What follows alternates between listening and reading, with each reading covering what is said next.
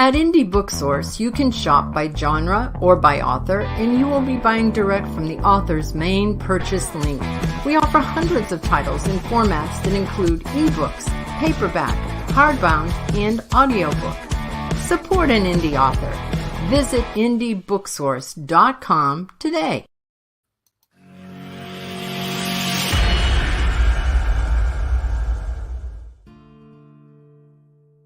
Welcome to Meet the Author, where you can join in on insightful conversations with best-selling and award-winning indie published authors. Your hosts today are Rob and Joan, who themselves are indie published authors, book publicists, and paranormal investigators with Tampa Bay Spirits, based in Tampa Bay, Florida. Thanks for dropping by. And now, on with the show. Hi, I'm Rob. And I'm Joan. How are you all doing this evening? If you remember, tonight is the big crossover event. We have Stephen Geez here with us, and we'll be bringing him on in a minute. And then after the show is ended, then we're going to hop on over to his place and be on his podcast. Oh, Marjorie Daring says, hey, Marjorie. Hello, Joan and Rob. John, I don't even know my own name, and Marjorie. Who is this, John? Hi, Marjorie. Wait a minute. Glad to see you here. Sorry about that. Anyway, later on in the show, I'm going to tell you how to come over to their show and call in. Joe Congel's on board. Hi. Hey, Joe. Rob and Joan. He says, hi, Joe. Good to see you. Well, events coming up. Shall we talk about this weekend, the 25th through the 27th? Rochester Winter Parafest is on. Fundraiser for Veterans Outreach. Is anybody in the Rochester, New York area? Go to rochesterparafest.org for more information. It's going to be a good time for all, I think. Hello to Trish. Hello to Verwain. Trish Pickens says hello, and Verwain Greenhouse says hello also. Hi, you guys. April Glad 6th you could be here. On our show. Excuse me. Didn't mean to interrupt you there. Yes. April 6th. We're going to have the first one of 3 reveals. The Magnolia Bluff Crime Chronicles reveal part 1. The first 3 authors of the Crime Chronicles are going to be on with their new books. C.W. Hawes, Caleb Pirtle, and Cindy Davis. All 3 of them will be on that night. That'll be fun. And each one has a book that'll be releasing each month. And then we'll go on to reveal number 2 later on. B Week says greetings. Hello. We're glad to see you here, B. And James Ricard says hello, folks. Hello. And Caleb Pirtle says, glad to be here. Hi, Caleb. We're glad you guys are all here, too. So Beam is also on the show, the podcast. It's Stephen Geez and Beam Weeks. And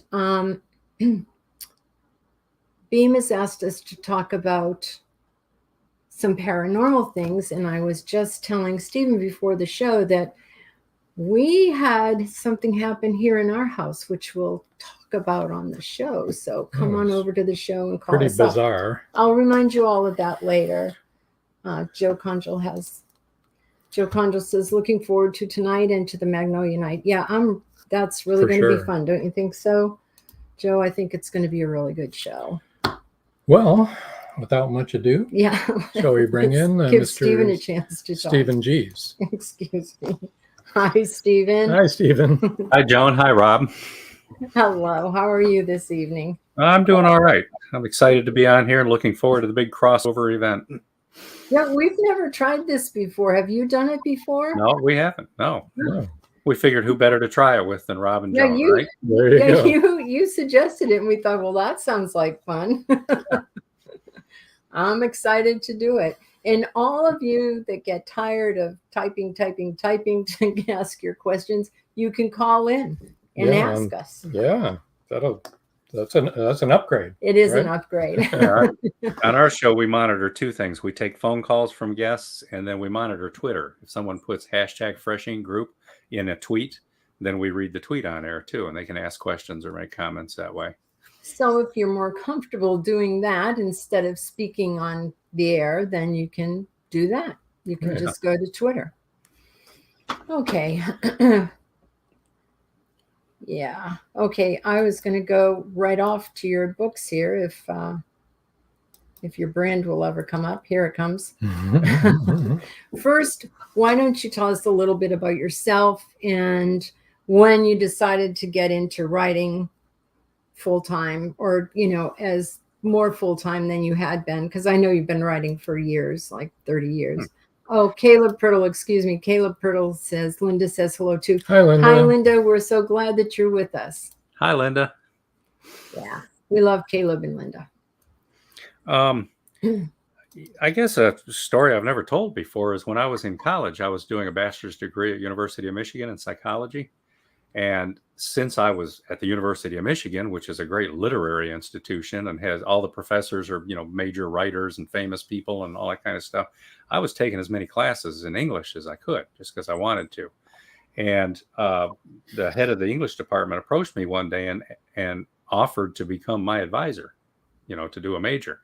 And I said, man, that's great, except I'm not planning on doing English. I'm doing psychology.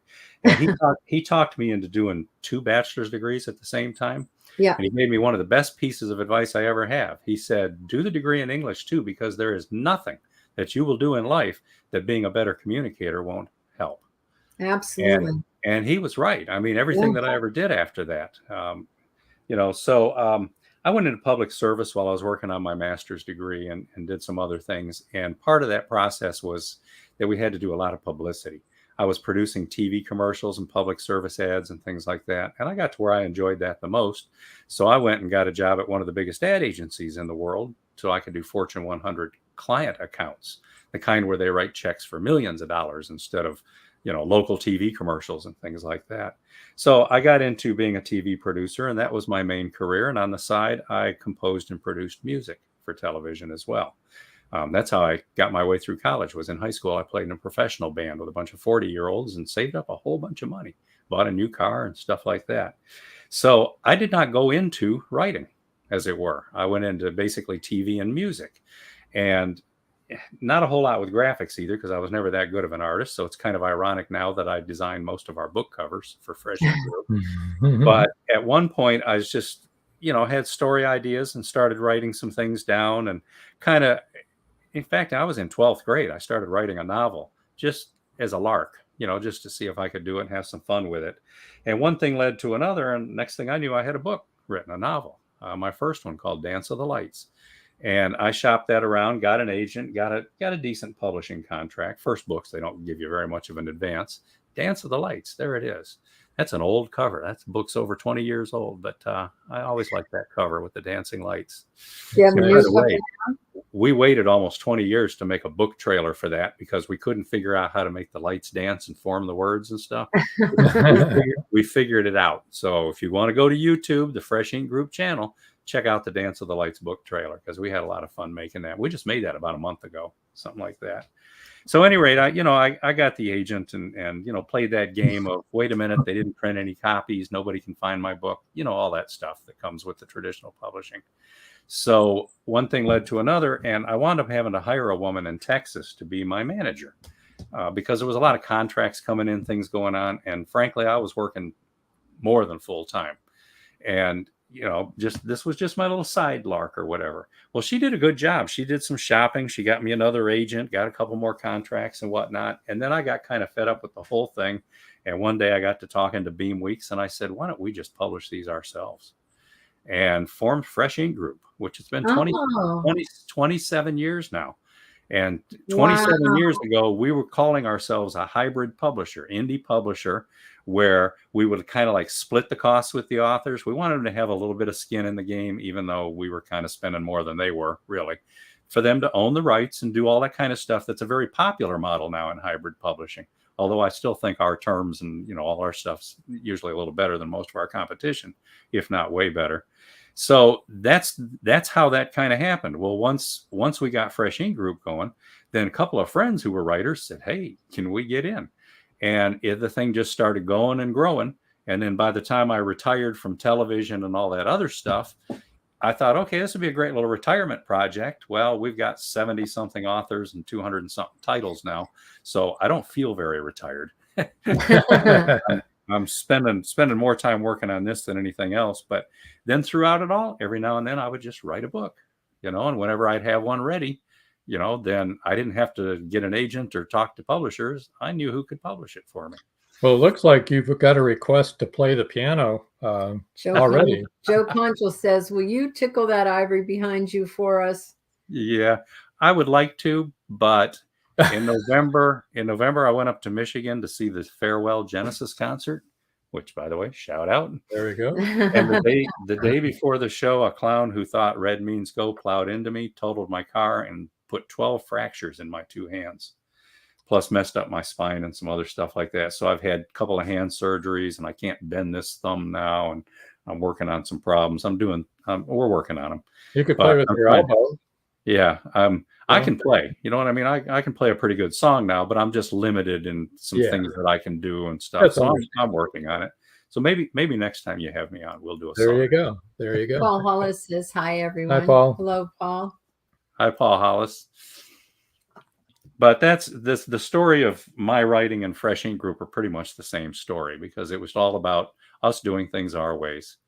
And now we're putting out a new book about every week or so, every week That's or two wonderful. at most. We picked up 5 book contracts last night. And it's all word of mouth. It's people who like what we're doing, and they want to be part of the group. So we're having fun. And then if I can sell a few of my books along the way, more power to me. There you go. Joe Conjul says, wow, sorry to hear. Yeah. Thanks, Joe. Yeah. So you wear a lot of hats. Publisher, editor. I do. Musician, author. In fact, I used to not wear hats until now I'm getting to where I go outside in the Alabama sun. I'm putting that cap on. It's like I'm fitting right into Alabama. You betcha. Yeah. It has consequences if you don't. That's for sure. Yeah. It does indeed. Before we get into all of your books, let me put up some of the places people can reach. Get his banner going too. Reach you. First, we'll put up your banner along the and podcast host. We added that hat on there too. Yeah. All right. So they can reach you at your website, StephenGeez.com. Yeah, that has a contact form right in it. Okay, perfect. Plus embedded in that website is my Stephen Geez blog as well. Okay, so they can read the blog and get in touch with you there.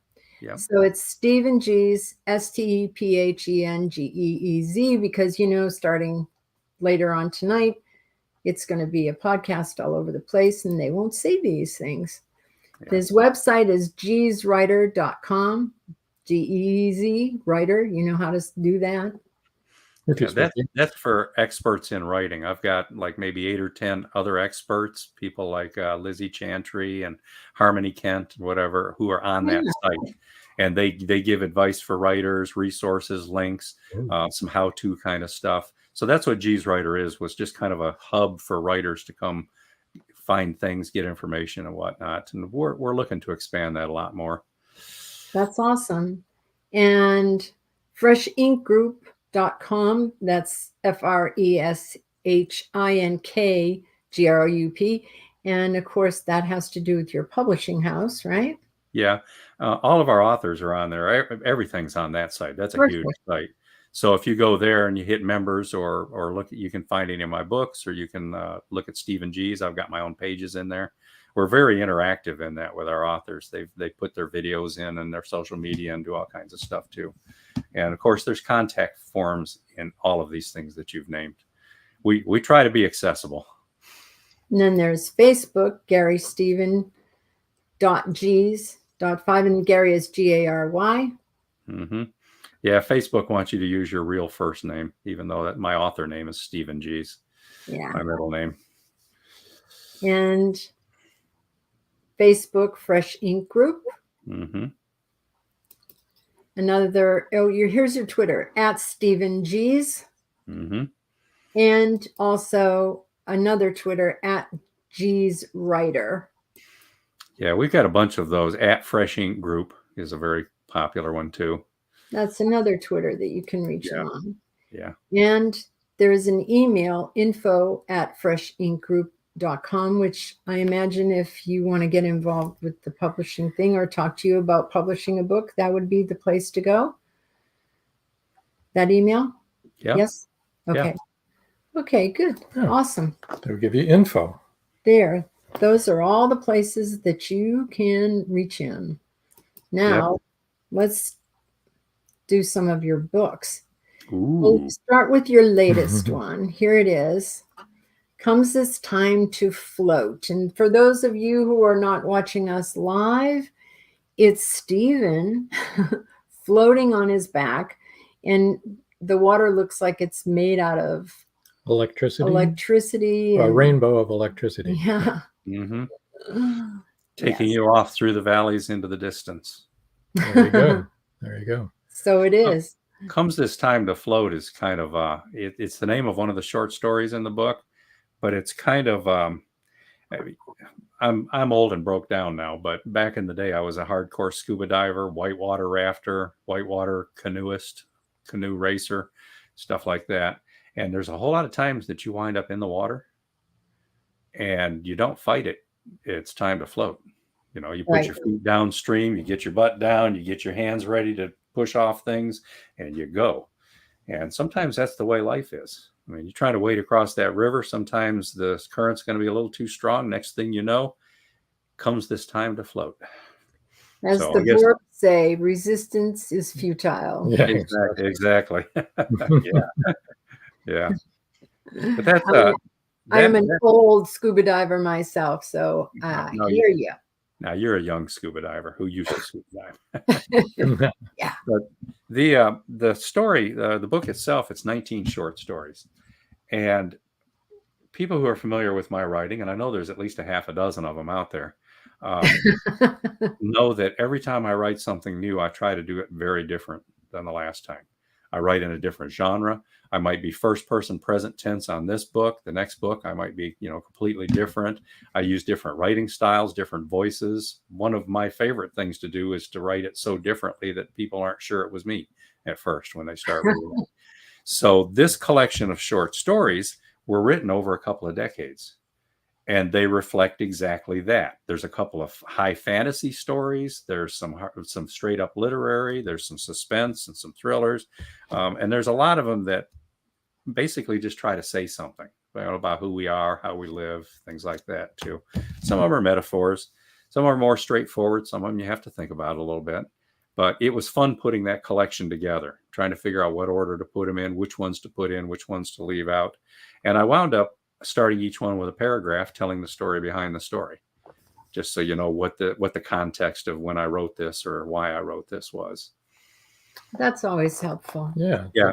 Let me get a little quick plug in here too. In that book, two of the stories, one's called Bus, Boy, and one's called Sidekick.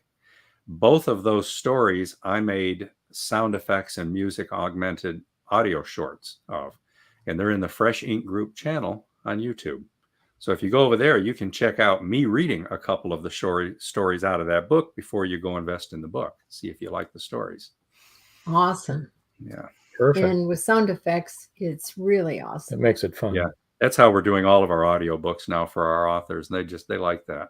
I love that. Yeah. It brings it alive. Makes it feel kind of real. The music and the bumpers and stuff just gives it a feel and an attitude. Although on the other hand, one series that we do is the Mac McDowell Mission series for Robert G. Williscroft and their submarine books.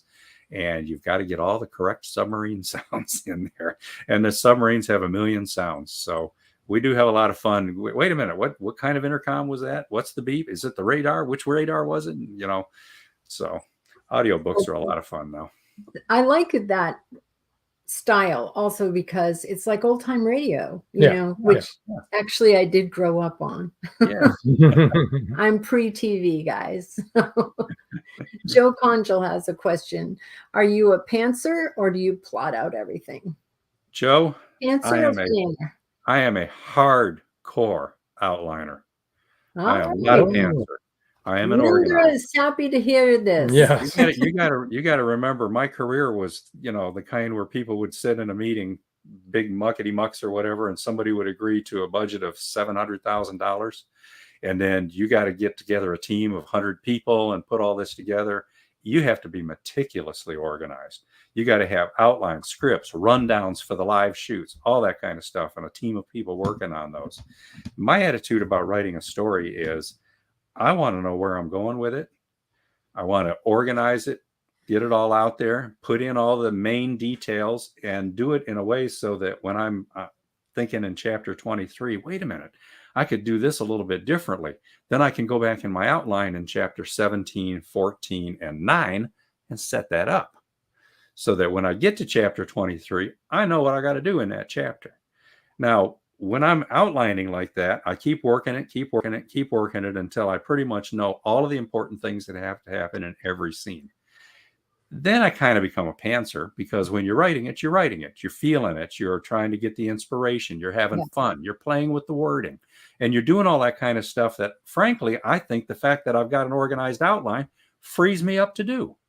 I'm not worrying about, wait a minute, oh, I forgot to put the gun in the drawer, that he's getting ready to reach for. Oh, I got to go back and put that in the drawer in another scene or whatever. It was in my outline. That gun's in that drawer. I know about it. So that's when it's a lot of fun. That's when a scene might turn into 2 scenes or 3 scenes, or 2 scenes might get combined, or some new fun details would get added or whatever.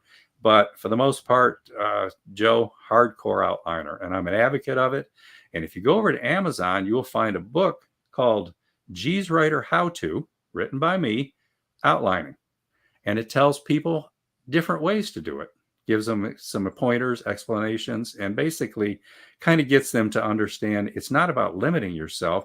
It's about reducing all the concepts in your story to little blocks that you can put down so that you can rearrange them easily, develop them, add to them or whatever.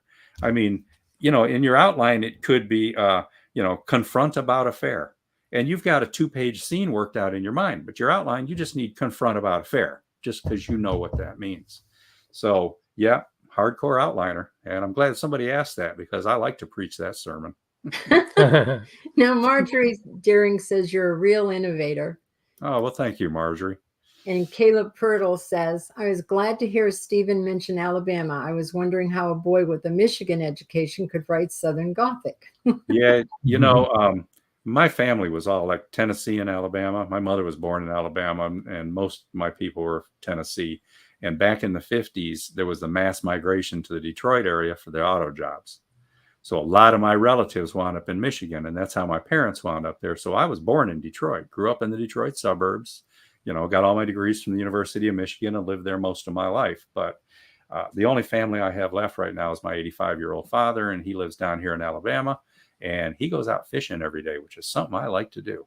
I mean, we live literally on the lake with a boathouse. So you walk down there, press the button, the door opens, the boat lowers down, and you go fishing. So I figured, okay, I can do what I'm doing from anywhere. Let's move to Alabama and spend some time with my father while I can. So even though I'm from Michigan, grew up in Michigan, and kind of a Detroiter at heart, or an Ann Arborite at heart, it still comes down to, as a kid, we traveled to Tennessee. I knew my relatives. I knew my family. I saw how they lived. I heard how they talked. We made fun of how they talked. That dog went a-running, things like that. Joe Conjal said, thank you. I appreciate your answer on that. Yeah, thanks, Joe. Trish Pipkin says, ooh. Oh, go Spartans. Well, I mean, if you want to poke me with Ohio State. Yeah. My attitude has always been, first of all, University of Michigan, but Big Ten. You want the Big Ten to win, not the SEC or the Pac-12 or whatever when they're having their big games. So I root for Michigan State. In fact, I've heard people disparage that school, and I've always said, no, most of my friends who couldn't get into Michigan went to Michigan State. It's a good school. Oh, burn. Now, keep in mind on our crossover, when we're over on the Voice of Indy podcast, my co-host Beam Weeks is a Michigan State Spartan fan. Well, there you go. We know that because we live near where he is from. Right. So we didn't tell you that, Trish, but Beam is from Porterville. Porterville, right? Yeah. Trish Pipkin says, haha, true. Potterville, yeah. And Joe Conjal says, ACC country here. And NASCAR. Now you've NASCAR especially. Now you've started it. Now we'll never get past it. Let me go on to some other. We have like a jillion books here. Let's do one, and then we're going to have to go do our explanation about the crossover. I'll give you another book, and then we're going to have to do the explanation of the crossover, and then we're going to have to throw in a few commercials. Okay. Been there, noted that. In there, noted that. The first two books that you showed are my two collections of shorts. Mm-hmm. This one is nonfiction. These are personal experience essays. I call it observations, inspiration, remembrance, and noteworthies to share. And what these are is, I always call them personal experience essays. They're like mini memoirs or whatever. Each one tells a little story about maybe a person I knew, something that happened growing up, an experience I had traveling the world. One could be like a memorial to somebody that we've lost. They're just a whole lot of some of them are funny, some of them are poignant, some of them are sad and heartbreaking. But I always try to find some meaning in all of them. So, I'll tell the little story, this happened, and here's what we learned from it, or something like that, too. 54 essays in that book. That's a fairly thick book, a lot of stuff in it. And that's a popular one for gifts. So I hear from a lot of people saying that, I was reading it, and this essay made me think of my mom, so I gave it to her for her birthday or whatever. But now, here we have Voice of Indie podcast, and this is the show that we'll be on. And also, we're going to give you the address to go to. Okay, Voice of Indie podcast, 2 ways to make comments, questions. Voice, call 516-453-9902. That's live on the show. Or if you don't want to be live on the show and hear your own voice over the computer, you can post a tweet with comment or question, and we'll cover it on air as long as they have hashtag Fresh Ink Group somewhere in the tweet. No, it's difficult to write down all the, when you're watching, to write down that great big long address there to get to. If you go to Blog Talk Radio, search under arts or art, the art section, you'll find Voice of Voice of Indie. It's right there. Right. Read it. Right, exactly. And you'll find it there. And that's probably the easiest way if you haven't been able to write down the address there that we put on. Now, in future shows, if you subscribe to our newsletter, which freshinggroup.com homepage has a subscription form on it, we put out a newsletter every Wednesday morning. And one of the top things on it is tonight's podcast, who the guest is, sample of their work, and the link to the show. So if they want to watch future Voice of Indie shows, that's too late for tonight, but in the future, they can just subscribe to that newsletter, and we'll send them the link every week. Right. Now, Verwayne was showing us this on a banner, but surprise, Verwayne, we already have it here on a ticker for everyone. Cross over to Voice of Indie podcast. So it has the whole address. It's scrolling along the bottom. Too bad you can't just click on the screen. I know. Oh, well. Yeah, you can't. But anyway, follow us over there when we go. Just take a screen. They can always take a screenshot. Yeah, there you go. There the info is. Just pop over there to your screenshot. There you go. That's getting a habit I've been getting into more and more lately. I don't want to write that down. If I need it, I know where it is. If you're going to take a screenshot, we should do this one. That for Wayne. There. Wayne posted it, so it's actually on a banner. Sure. That'll make an easier screenshot than trying to catch that as it goes tickering across the stage there. Yeah, now I've gone to Blog Talk Radio and just search Voice of Indie in the search bar and not had any trouble finding it. That's Perfect. What we said at the beginning. We did have to put a 1 after a Voice of Indie 1. I think somebody else had Voice of Indie. Yeah. A lot of us indies have voices, I guess, or want to be heard. Yeah. And so I was saying earlier in the show, and if you hadn't tuned in quite then, let me repeat it, that Beam had asked us to tell some paranormal stories when we were there. And we're happy to do that. As we had a team meeting the other night, we told them that we were going to do that, and they laughed and they said, do we have stories? It's our favorite thing is to tell our paranormal stories. But in the meanwhile, something happened here at our own house, and we'll be telling that story because you guys won't believe it. It's crazy. Yeah, I'm looking forward to that. Yeah, well, if someone else told me this, I'd be like, I don't know. So stick around. We're going to take a couple minutes to do some commercials, and we'll be right back, and we'll do a book giveaway and talk about all your, as many books as we can get in. I know, because it's going to be hard. You got a bunch of them, so hang loose, everybody.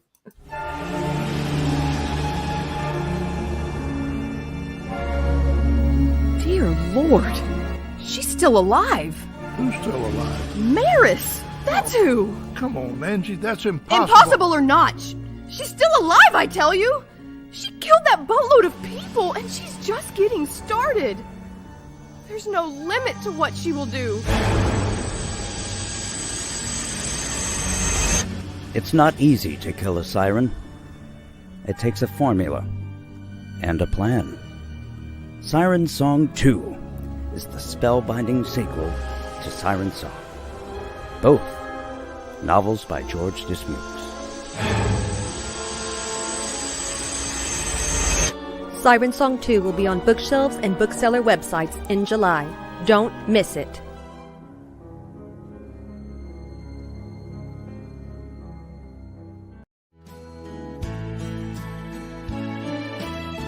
People Who Like to Read Want to Get Their Hands on Books by Becca Jones. Becca Jones, the breakthrough author who tells it like it is.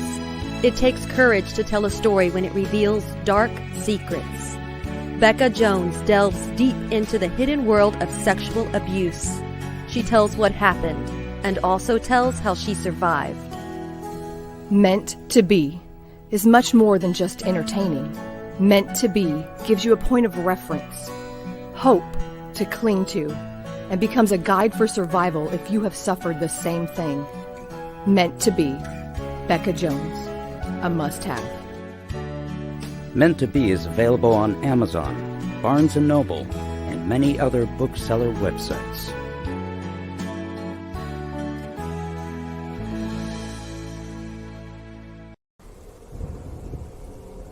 Many secrets are hidden within the darkness of the jungle. Behold, this one about a man, a woman, a black jaguar, and an ancient Maya legend. Two Faces of the Jaguar is a novel by George Dismukes that will take you deep into the jungle and capture your imagination until the last word. Two Faces of the Jaguar is book one of a trilogy. Two Faces of the Jaguar, where only the adventurous dare to read. Two Faces of the Jaguar, The Lost City, and The Jaguar's Quest are available on Amazon.com, Barnes & Noble, and many other bookseller websites. Two Faces of the Jaguar, the book people are talking about. Get your copy today.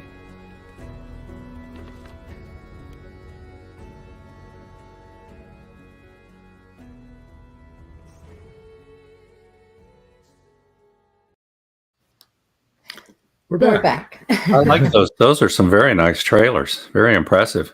Thank you. And I think the last two had that voice audio track too. That'll translate well into your archives when people are listening to the show later. That's right. Yeah. We pretty much do all of our trailers like that now with a voiceover because there's so many other ways that you wind up using them. Yeah, you have to. Yeah. Yep. We do too. So here we've got your next book Fantasy Patch. Fantasy Patch.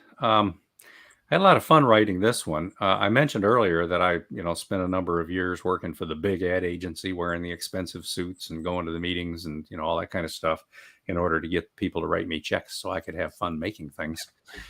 This story here is about a guy who does that.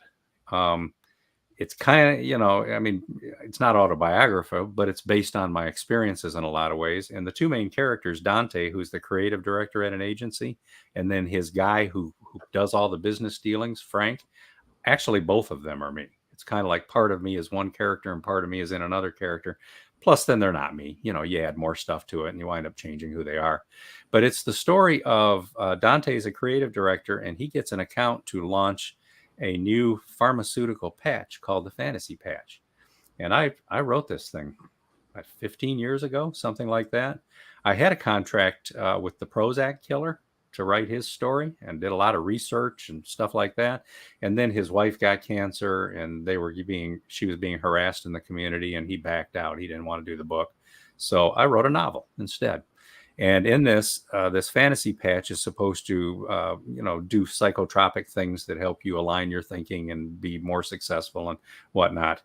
And it's actually a dangerous thing. And, we have since seen how pharmaceutical companies can really hype something that is actually more dangerous than they're acting like it is. Sometimes things are good for some people, but not for everybody. So my guy Dante decides he's going to bring down a major pharmaceutical company for the shenanigans that they're doing and the stuff that they're pulling. And it gets ugly. It turns into a thriller, and, people get killed and stuff's happening. And, it's one of those, but it's kind of a funny book. It's humorous. He's always tongue in cheek. He's always observing things. He's the guy with the imagination. And it's the only novel I ever wrote in the first person, and the only novel I ever wrote in the present tense. So he's telling it as he's thinking it, which gets you that kind of stream of consciousness stuff. It sounds pretty cool. They'll be arguing back and forth, and all this kind of stuff's happening, and they all turn to him. Dante, what do you think? And it's like, man, I just like to draw. I'm just having fun drawing it over here. So it's a thriller. It's a thriller, and by the end of the book, we learn that what everybody thought turned out not to be what was the truth. So that sounds really awesome. Let's take a minute to get your book giveaway going. First 5 people to email info@freshinkgroup.com will win an ebook, or in the US only, a print copy of choice. Okay. Of any of my books. Yeah. Of any of the books. Choice of any. Right. So get your fingers typing and get those emails out there. Okay. Now we'll leave that ticker going so that if you want to head on over there and start typing away now, you can do that. Okay, so and your favorite? Yeah, my favorite Invigilator. And that's not to say the first 6 or 7 people might not get a book. Depends on how many people write in.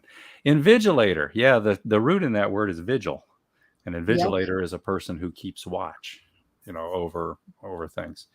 This book has a strange germination to it. I had a friend who kind of went militia. I don't know if that tells you a lot, but kind of underground, doomsday prepping, all of that kind of stuff. And he got into the black helicopters and the cow mutilations and, all of those kinds of things that are a lot of the lore among those groups. And I started reading up and doing some research or whatever, and decided, well, I'd write a sci-fi thriller where the main character is a teenager who is being protected by an underground militia in Tennessee. So it's kind of like, you got the FBI, you got the militia, and then maybe aliens, who knows? But again, it's a thriller. It's a very complicated, complex thriller. Nothing's really what you think it is. Things fit together, stuff happens, and you know how thrillers work. But that one's straight up alien invasion sci-fi kind of stuff. I grew up reading science fiction. I was a Robert A. Heinlein fan, and Asimov and Clarke and Sturgeon and a lot of those guys. So every now and then I just get it in me and got to write something sci-fi. There you go. Author Hi, George Dismuke says, hello, everybody. Glad you can make it. George. Hope you're feeling better. Yeah. Hi, George. So. Like the trailers. So Trish Pipkins, who has commented a couple of times, is our daughter, one of our daughters. And she was due on Christmas Day. That was her due date to be born. And I held off until January 2nd just so she could be born on Isaac Asimov's birthday. Ooh. Yeah. We love sci-fi. Yeah. Yeah, if you love sci-fi, you should check out our author, Robert G. Willis Croft. He's like the next stage of Heinlein. He's very good. Great characters, great stories, far-reaching. Plus, he does a different series, the Mac McDowell Missions, which is Cold War submarine thrillers, because he was in the U.S. Navy and served on submarines, and he knows that world too. But his sci-fi is excellent. I highly recommend it. George says, just checking in for a moment, not doing too well. I'm really sorry to hear that, Sorry, George. Your back is just not getting any better. No. I'm really sorry to hear that. Boy, I'm sympathetic to backs. Yeah, it's hard to do anything if your back's not cooperating, right? Yep. Okay. What's all right, let's go on to short showcase? story showcase number 1. This is an undersea cover. I like that. That's really pretty cool. Yeah, our logo for Freshing Group is the blue octopus. Yeah. And that's a glass case underwater with octopus. There's a crab and there's fish, and they're all coming to read the stories. That's nice. Our staff artist did that, Anik. So we had fun with that. That's it's got probably, I think, maybe 3 stories by me in it. But that one, we just held a contest and just solicited short stories over the course of about a year. That's and good. Narrowed it down from about 1,400 entries to the 58 or something like that. I think 60, I think, in that book that we liked the best. Wow. A lot of them were first-time authors, had never had anything published. A few of them were teenagers. And then some of them were seasoned authors who had a bunch of books. But I bet that encouraged them. Story out there. So I bet that's really what that is. Yeah. And right now, Lauren, who's on our staff, is collecting stories for the 2nd installment in that series. So anybody with a short fiction, send it along. We have a contest tab right at the freshinggroup.com website. We're also looking for short essays, like in that Been There Noted that book too. There you go. Is everyone listening? If you could just repeat that, Stephen, to make sure that they were paying attention. What you just said about people getting in touch with you. Freshinggroup.com, our main website. There's a tab called Contests, and if you go to that tab, there's a submission form, the information, all that right there. So, and right now it says that we're looking for short fiction and we're looking for short personal essays. Perfect. Yeah. So those of you, I know some of you listening would really like to do that or should do that. Mm-hmm. And it's a good way to get a small amount of your work out there and start to build your audience, especially if you're new. It's a good jumping off place. Yeah. And you know, you can link them at Amazon too and get them so that if people search for the author, they'll come up in whatever anthologies they're in too. That's true. Yeah. George says he ate some tainted gumbo and he'll see us next week. Love to everyone. Okay, George, go and be well. Oh, betrayed by the gumbo. Yeah. I love a good gumbo. An Ann Arbor boy who loves gumbo. Well, I traveled a lot way back in the day. I was somewhere else in the country almost every week. So I had favorite restaurants in every city. And New Orleans is a great place to eat. Oh my gosh. Isn't that the truth? Yeah. I've been jonesing to go there for like the last 2 years. When I really got the itch was in the middle of COVID lockdown. I'm like, probably not the best place for me to go at this point, but now I really want to go back. Papala Skies. Ooh, Papala Skies. I enjoyed this book. This is a story of the first half of the book jumps back and forth. The character is Rochelle. And in alternating chapters, she's 13 and then she's graduating from college. Then the 3rd chapter, she's 14 and then going back to after she gets out of college. So for the first half of the book, we see stories of her life growing up, which are going to make the difference in the second half of the book, which picks up and is just from there on. And basically it's the story of at the age of 13, she feels that she was the one responsible for getting her mother killed. And she's a 13-year-old girl who has a hard time dealing with that. It was just her and her mom because their parents were divorced. Her father lived in Hawaii and had his own new wife and new family. And all of a sudden, this 13-year-old girl was orphaned and blaming herself. And she got plucked out of Chicago and dropped down into rural Big Island, Hawaii, with pidgin-speaking local boys who basically hate haoles, white people. I don't know if hate's the right word for it, but, you know, treat them askance, as it were, as outsiders. And, you know, they're very, very tight culturally on the Big Island like that. So she has to deal with the fact of how is she going to live her life? What's she going to do with this new family? And how is she going to come to terms with or solve the mystery of what really happened with her mother. And like most of my stories, it gets complicated and lots of people are involved, and there's, things that kind of mislead you and take you off in another direction. But it's a very heartfelt story. And the thing about writing this was I did it very much in her point of view for a description, because she has this imagination. She can't get on the train in Boston and head over to Cambridge without looking out the window and imagining the French countryside while she's on a train, visiting the village where her mother was born, and things like that. So she's always imagining. She's on Hawaii. She'll step out of the house at night and she'll see the cliffs and the water, and she'll see the faces in the cliffs, and she'll look up and the sky will be Adler Planetarium, where she grew up in Chicago, and stuff like that. So if you're one of those people that just give me the plot, that's probably not your kind of book, because part of the plot is her imagination. How does she see and interpret all the stuff happening around her? And if you're paying attention, you'll see that matures over the course of the book too. So it's one of the plot threads that goes through it. And that's probably the most fun that I had, writing directly in a female point of view character and really trying to be in that head for a while.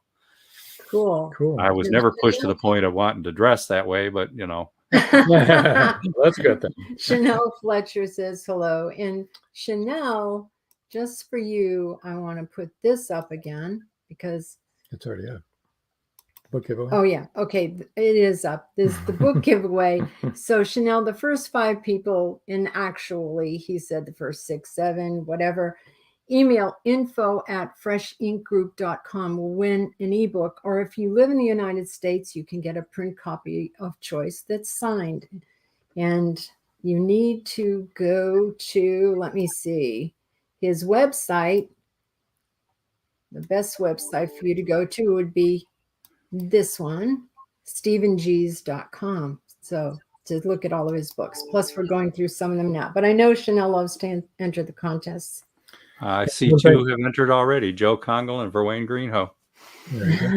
One thing I forgot to mention for you folks that are watching on LinkedIn, you're not seeing any comments. You can comment. We will see it, and we will bring up your comments. Put your name on there too. Your first name's fine, just so we can acknowledge. But we'll see the ones from LinkedIn, but you won't be able to see them. Okay, that's that. Yeah, and also, we are being broadcast on 3 Facebook sites, 1 LinkedIn, and 2 YouTubes. And so whichever site that you're watching us on, you're only going to see the comments of those people on that site. So when I put up comments and you're like, I didn't see that, that's why, because they're on a different we should site bring them all than together, you but are. it doesn't work that way. Yes, right. Okay. What else we got? So that book sounds really good to me, though, actually, because I'm from Boston, traveled on the cave. 10 minutes here. Oh, we only have 10 minutes. Oh, my gosh. Okay. Here's one, dialogue. How-to. Oh, yes. So you touched on this a little bit before when you were talking about this one. There's 5 of them. How-to outlining. So there's, which you gave a very, very good description of that, of why you do that and how you do that. GeezWriter How-To dialogue. Then we have Geez How-To indie publishing. Geez How-To narrative. Geez How-To outlining. And he almost had me convinced, except I know what my personality is like. And I'm just not that precise in all of my things that I do. And GeezWriter How-To point of view. Those all sound really, really good. Yeah, I'd like to especially plug the point of view one. That's the most popular one. It's a hot topic for a lot of people. I think and so. I'll tell you, there's a million blog entries and things like that out there on it. And they're usually very simple, very basic. Don't head hop, those kinds of things. That point of view is more advanced. It's serious. I mean, you start out learning, some of the basics and stuff. And then we talk about innovative ideas, tricks, techniques. And I introduce concepts like the, announcing point of view unnecessarily. Like saying she went over and looked out the window and saw a bird on the branch. But if you're in her point of view and you say there was a bird on the branch outside the window, she must have looked out there and seen it, right? Mm-hmm. So there's a lot of those kinds of things that people don't pay attention to. But I see manuscripts that are like, wow, if I took out all the unnecessary point of view reminders, this is half a page that's left. So there's a lot of stuff like that in there, and good examples of here's a paragraph, here's how we edit it to do those things. And I get great feedback on that one in particular. People say that's really helpful. Verwayne says he'll be calling in on the Voice of Indy show. Great. He was a paramedic, and boy, do I have some real ghost stories. And he also says, I bought every one of those Geez How-To books worth every dime. Oh, they're only a dime? Worth every dime. Oh. And Beam says, the Geez How-To books are excellent teaching tools for writers of all sorts. They do sound great. And Paul Hollis says, excellent how-to book series. Well, that's thank you, Paul. So yeah, there's I've got like 15 more of those that aren't published yet. I just need to get some time to get around to putting them out there. Some time, yeah. I will say this, that in the past I belonged to a club, and every year they talked me into making some how-to videos for the club. And next week's podcast, we're going to have a guest, but then the next day is when I'm having surgery. So I can't talk for 2 weeks. So the week after that, we're going to play on our podcast 2 of those how-to. They're videos, but we turned them into audio tracks. So they're 2 how-tos on creating characters and then how to create dialogue for those characters. And those are part of that series, but they're in video form. So that's probably the only chance you'll have to actually hear those if you tune into that podcast in 2 weeks.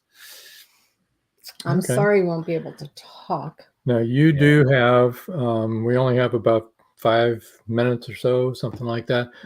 You've got a couple of books there that we didn't get the covers for that you're holding on to. You want to talk about? I think we're probably missing at least a half a dozen, but 2 that I just grabbed off the shelf were, since we were talking about sci-fi, I've got one called Jasu Pure, another original painting by our digital artist who's on staff here, Anik. He does some beautiful work.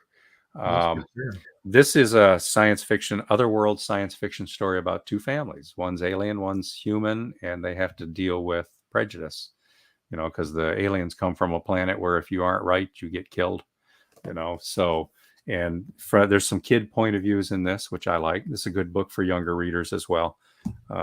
This one here, this is the book I'm most proud of. What Sarah Saw. That's the Golden Gate Bridge there. A little piece of artwork on the easel. This is by far my most literary. This is the one where, hey, I've got a degree in literature. Let's see what I can show off.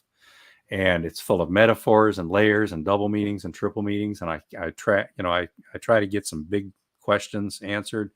But, the first line in the book is the boy looked back. And it's this guy sees a sketch in an art gallery that he thinks is him when he was a kid. And that hooks him up with the young Korean-American woman who owns the art gallery. And they go on an odyssey of self-discovery where lots of things get revealed and have to be dealt with and challenged or whatever. And it's going to come down to the 2 of them need to find their way past some serious difficulties in order to find happiness. And in the process, they try to answer, what is the power of art? And if that's not a big question to tackle in a novel, I don't know what is. But I tried to tackle it in this one, and I think I got some poignant stuff in there. But it's very literary. It's big words, big sentences. It's not something I'd recommend for 12-year-olds yet, unless you're that kind of a reader. But again, I'm most proud of that. That's my literary novel. Awesome. Joe says he loves your covers. Oh, thank you, Joe. Yeah, we it's good having some good artists and basically having fun with them. And I did want to say again really quickly before we leave, the first 5 people to email info@freshinkgroup.com will win an ebook. And if you live in the United States, you may win a print copy of choice signed by the author. And so that's always fun to have. We're up to 4. Yeah, I could hear them coming in. Ding, ding, ding, ding, ding. Yep, we're up to 4. And I mean, if 12 come in, I'm in the right mood. It's anybody that says, I'd like to see your book, it's not about making $1. It's about finding an audience, right? Yeah. There you go. And yes, if you want to tackle What Sarah Saw, that would be a fun book to ask for. And if you want to see a point of view or know how to be an outliner instead of a pantser, there you go. You could buy the How-To outline, because if you weren't tuned into the earlier part of the show, Stephen gave a really good reason for why you should outline. He did. I mean, it was very convincing. Almost got us. Almost got even me. Who is definitely a fly by the seat of her pants in her whole life kind of girl. So, Stephen, it has been wonderful having you with us. Thank you. Amazing. This is quite a resource for people. I highly recommend going to your websites and just checking it all out. Yeah, I appreciate that. And I recommend that you come over and listen to his show, because we're going to be on it, and we're going to be telling paranormal stories about stuff that you haven't heard before, and it's going to be a lot of fun. You'll actually hear about our books, and instead of hearing us talk all the time, you can talk at us and ask us questions. There you go. That'll be fun. Wayne said, thank you, Rob and Joan. I enjoyed the show. I'm very glad that you did. For Wayne, you can join in again another day. Oh, this Saturday. Nope, I won't do that now. We'll do it at the end of the show. Paul Hollis says, another awesome show. Thanks, Stephen, Joan, and Rob. And Joe Conjal says, super podcast. Very interesting. Thank you, Joe. Great. Glad you So we're going to move you over to the side. Actually, if you want to, you can just say, if you need to go get into your other go get into your show. I'll hang around. I'm already all logged in and ready to go. I just need to click, and I'm there. Good. Oh, that's fabulous. We have another 4 minutes or so. Want to give everybody a reminder. Episode Rewind this Saturday. Every Saturday at 5:30 p.m. right here where you're watching right now. You can see it. We're rerunning all of the old episodes in order. This will be episode 17. Jim Bauk, Bob Long, and Lisa O'Hara. And they talk about their UFOs and alien abduction. Well, we should say they both have longtime workers at MUFON. Yeah, both are MUFON. Jim has been a field director in New York State and has worked for MUFON for the last 50 years. Bob Long has always investigated abductees, and he talks about that. He's now a freelancer, and you don't want to miss that show. That was an amazing show for those of you that tuned in the first time. So let's see. Chanel had said, great guest, so much fun. He is a great guest. You're right, Chanel. And Trish Pipkin said, fun show. Okay, and then next Wednesday, right here, same place, Brakefield and Berkey are going to be on. And they are really amazing authors. And that'll be a lot of fun, too, because they're a lot of fun. So, and Joe Conjal said that was a great show too. The one with Bob and Jim, it was. Joe's got a book coming. Joe has a book coming. All right. He was the first one to write in. He's pretty fast on the draw. Yeah, he is. That's great. That's really fabulous. So, oh my gosh. Everybody hop over to Voice of Indie podcast on Blog Talk Radio. Get ready to call in or go to Twitter. We'll see we're about 2 minutes from that starting to roll. Okay. All right. Joe Conjal says, yay. He won a book. All right. So here we go. Where are we going here? Here we go. Thank you for joining us here on Meet the Author. Make sure you stay up to date with our show by clicking like, follow, and share. And you can find us on Spotify, iTunes, and more. See you next time on WLFE-DB.com.